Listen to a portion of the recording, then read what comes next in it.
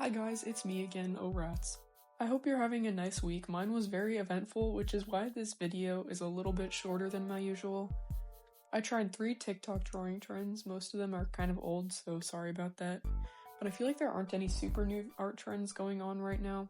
Also, these feature my OCs. They're all mutant superheroes called Critters that are part of a very large hero organization that offers for them to respond to disasters. They're like powered up first responders.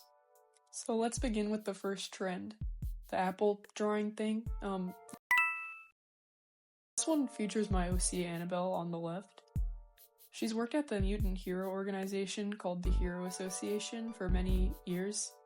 She's in college now, but she started as an intern in high school. She's very kind and professional, but once you get to know her, she uses her power of being unnervingly calm at all times to rage bait. It's her love language. However, it takes literal years until somebody can get close enough for her to do that. It's very difficult. And the reason for that trait of hers is planted on the right side of this drawing. Annabelle was not well liked in high school. Everyone thought she was really creepy and weird because she was a critter. She did not really have many friends, and she only lived with her aunt who worked long hours and her cousin who was off in college. So she was super isolated until she met Angel, the girl on the right. They became fast friends. Angel was super sweet and outgoing, but easily rage-baited, and she brought out the parts of Annabelle that Annabelle usually had to hide. They began to fall in love with each other, but Angel refused to be seen in public hanging out with Annabelle because she was really embarrassed of her. Annabelle was hurt by this, but let it go because she cared so much about Angel, so they'd only hang out outside of school. This arrangement worked, sort of, until Angel forgot something at Annabelle's house one day. Annabelle tried to return it the next morning outside of the school.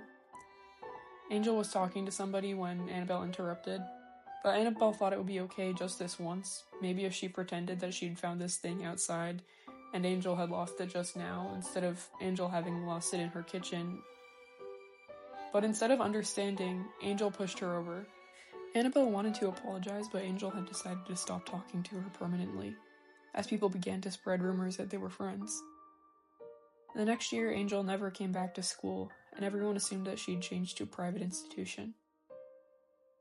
It was Annabelle's junior year, and that's when she decided to put all of her attention into interning at the Hero Association. Next, I did the mirror drawing trend from Undertale. I did this one with my OC Becca. She actually doesn't have any powers and is not mutated. She's not a critter. She's the technician for the other main characters of my story, but she's the youngest child of a famous hero family, the Bellwoods, based in New York.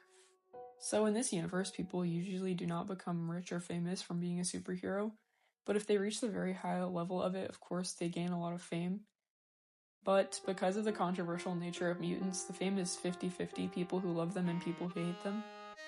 This can be a lot of pressure for someone to take on, especially as a kid.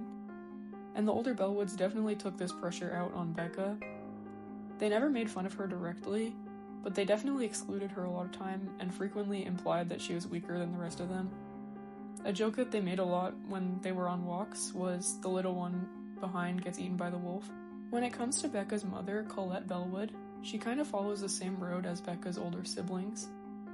Colette is one of the founding members of the Hero Association as a whole, and she's lived a very difficult life, being excluded for being a critter. Critters came about due to the chemical spills around the world, and this happened only 25 years ago.